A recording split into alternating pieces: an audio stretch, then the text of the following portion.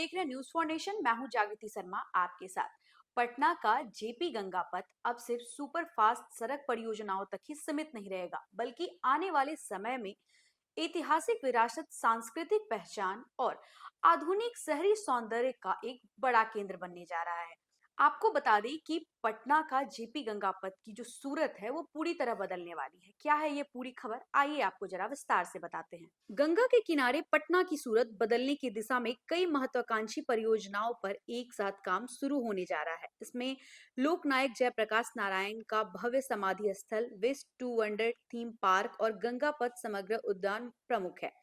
JP Ganga पथ के दक्षिण दूसरा क्षेत्र में लोकनायक जयप्रकाश नारायण का समाधि स्थल विकसित किया जाएगा।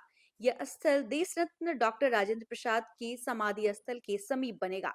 इसके लिए करीब 1.75 एकड़ भूमि चिन्हित की गई है, जिसमें पुराने बासघाट सवदा गृह का कुछ हिस्सा भी शामिल है। जिलाधिकारी डॉक्टर त्यागराजन एसएम ने मंगलवार को स्थल का निरीक्षण कर अधिकारियों को निर्देश दिया कि चिन्हित भूमि के आसपास से अतिक्रमण हटाकर निर्माण कार्य के लिए क्षेत्र को पूरी तरह बाधा मुक्त किया जाए।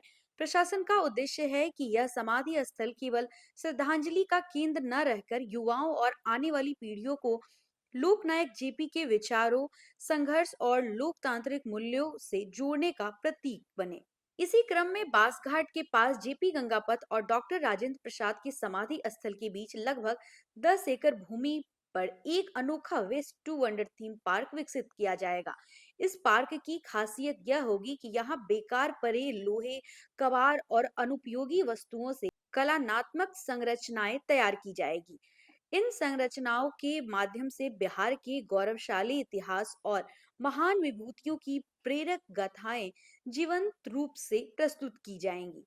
पार्क में आर्यभट्ट, चाणक्य, सम्राट अशोक, लोकनायक जयप्रकाश नारायण से लेकर दशरथ मांझी तक की जीवन गाथाएं आधुनिक कला के जरिए देखने को मिलेंगी। Waste to wonder theme park को केवल दर्शनीय स्थल के रूप में नहीं, बल्कि एक संपूर्ण पारिवारिक और पर्यटन अनुभव केंद्र के तौर पर विकसित किया जाएगा।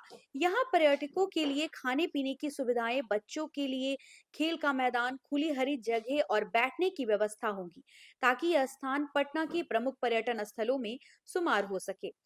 इसके साथ ही डीएम ने दीघा के सभ्यता द्वार तक विकसित हो रहे गंगा पथ समग्र उद्यान परियोजनाओं का भी निरीक्षण किया। करीब 387.40 करोड़ रुपए की लागत से दीघा से गांधी मैदान तक गंगा पथ की दोनों ओर 7 किलोमीटर लंबे हरित क्षेत्र का विकास किया जा रहा है।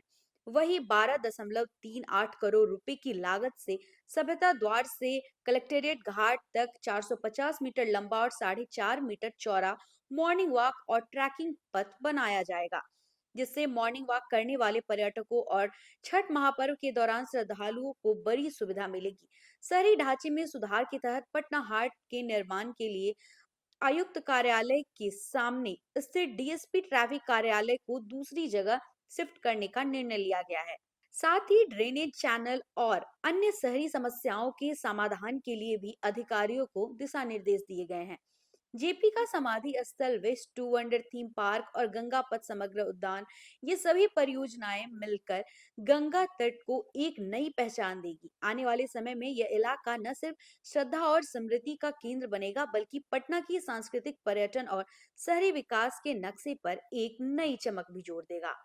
तो फिलहाल इस खबर में बस इतना ही। ऐसे ही और तमाम अपडेट्स के लिए बने रहे हमारे साथ, देखते रहे न्यूज फॉर नेशन। धन्यवाद।